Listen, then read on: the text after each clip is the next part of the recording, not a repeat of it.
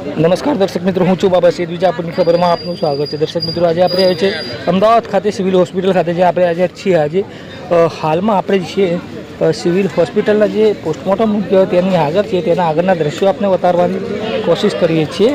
હજુ પણ કેટલાક પરિવારજનોના મૃત્યુ આવી રહ્યા છે અને તેમની જે પરિવારજનો છે તેમની જે મૃતદેહ છે, બોડીઓ છે, તેને ઓળખવા માટે અહીં આવ્યા છે, ડીએનએ આપવા માટે આવ્યા છે. પરંતુ એના વચ્ચે બીજા એક સમાચાર આવી રહ્યા છે કે 15 વર્ષનો છોકરો જે ચાની હોટલ ધરાવતો હતો તેના ઉપર આ દુર્ઘટનામાં મોત થયું હોય તેવું પરિવારજનો દ્વારા જણાવવામાં આવ્યું છે.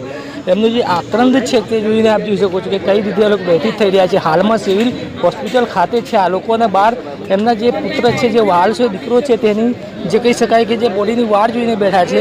ત્યાં જોઈ શકો છો આના વચ્ચે પણ માનવતામાં હેકાવતા હોય તેવા દ્રશ્યો સામે આવી રહ્યા છે. કેટલા લોકો, સ્થાનિક લોકો પાણી અને સુવિધાઓ પૂરી પાડી રહ્યા છે અને માનવતાનું કાર્ય કરી રહ્યા છે. આકરો તાપ છે, ગરમી છે, એના વચ્ચે પરિવારજનો છે અને એના વચ્ચે તંત્ર છે જે હાલ ખાતે કામ રહી રહ્યું છે. અમે ચાની કીધી મમ્મી ચલાવતા હતા. મમ્મી ચાની કીધી ચલાવતા.